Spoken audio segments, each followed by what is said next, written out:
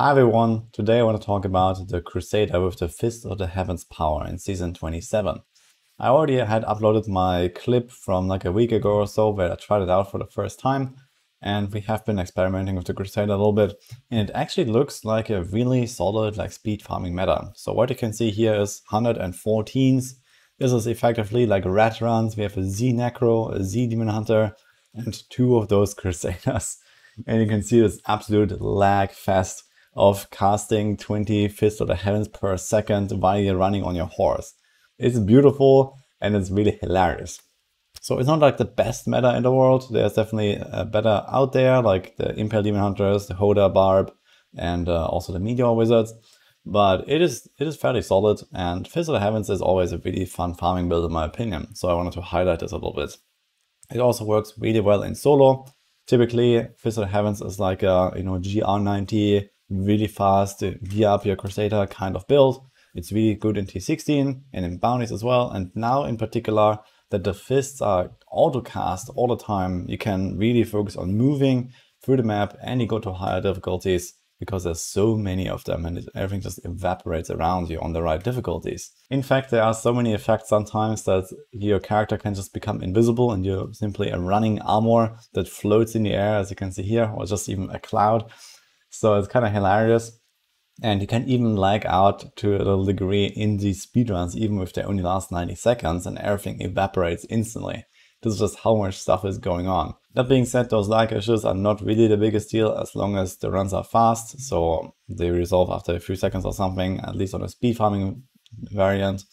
If you are pushing with this for like a high tier solo push, you gotta be careful a little bit though. This season around, because the seasonal power busted by so much, this Fist of the Heavens build is actually quite competitive on the solo pushing leaderboards. So you can see this here. Nolfar has done a run already. There's some other people as well. And this can be way improved still. And now there was a recent nerf for the Arcan Crusader, so that it will actually end up being kind of close between Veiler and Arcan for the overall leaderboard. And also pretty close between the Heaven's Fury that is usually played on Veiler and the Fist of the Heavens. While in speed jars, you do have to press a few buttons, especially for your focus and your strain buff, and you want to try to keep up Squirt's Necklace, for example. You don't really have to care about that when you're farming just T16 because the difficulty is so much lower.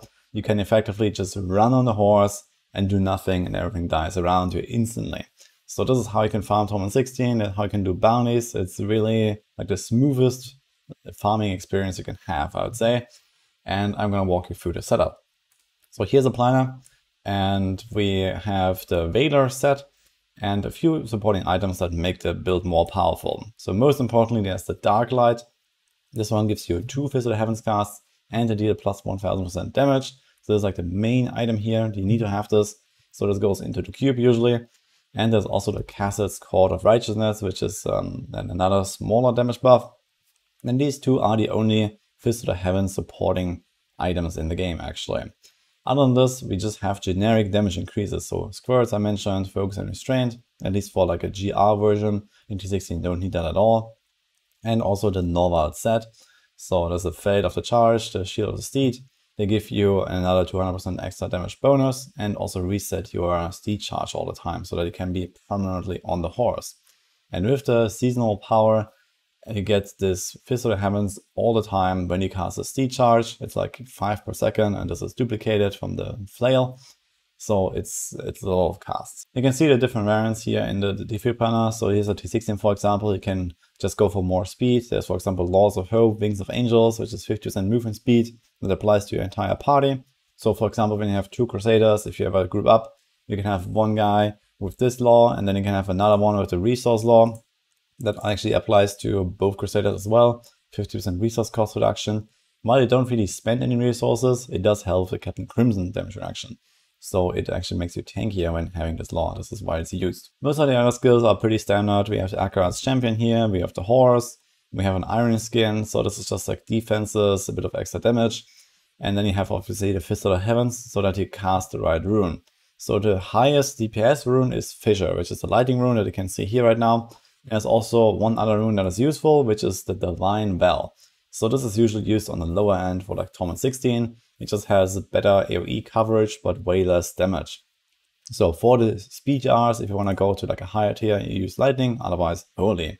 The passes also don't really offer that much variety here, so we need Heavenly Strength, so we can wear the two-handed flail with the shield.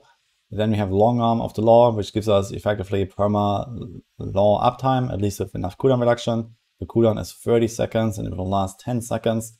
So you do want a lot of cooldown on this build. This is why Crimson is included. This is why we roll cooldown on our items and have a diamond and these kind of things. Then there's the Finery for extra strength, which is just a really strong passive that the Crusader has, and the G-Def from Indestructible. The main legendary gem we use is the Zay's Stone of Vengeance, thus extra damage at range. It's usually a ranged build. There's also the Bane of the Trapped, which at least in a solo push you will mainly proc via the Thunder Fury on your follower, or just from like standing close to enemies as well, so it kind of goes against the Zay's. But most of the time you have enemies running at you or kind of close to the pole from Oculus Ring procs and stuff like that. So it should have a decent uptime. And there's also Gogok of Swiftness for even more cooldown and a bit of dodge that helps you to survive. In speedruns, you can also not run the Trapped and go powerful instead. So you don't have this condition of slowing enemies because everything is just usually dying way too fast for that. And in top 16 you also want to have the Boon of the Hoarder. You can even include the Wrath of Lightning here, so once you have enough damage, you can drop for example the Gogok or the powerful Go Wrath of Lightning. It does proc from the Fist of the Heavens cast that come automatically, so you have even more movement speed. One last setup I want to highlight here is also the Guardians variant. So for low Paragon, the Guardian set is quite powerful. And you can craft this from the blacksmith, just like the Crimson, and you replace Crimson with this when you are like very, very low Paragon, like 1k or so. And you can get the Aquila in there. So you have less cooldown, you have maybe kind of comparable damage, but overall more vitality, a bit more tankiness. You get the Aquila. So this helps you to survive a little bit better if you're trying a push version of this early on. But generally the cooldown reduction is really high value. And the Crimson is really strong because you have so much cooldown, so you get a lot of damage out of it already. So later on you're going to replace the Guardian set with the other setup that I had just described here. And that's it for this video. So hope you enjoyed it. Hope that you're going to have a blast with the Crusader and in Season 27 in general. Personally, I certainly do. And I'll see you guys next time.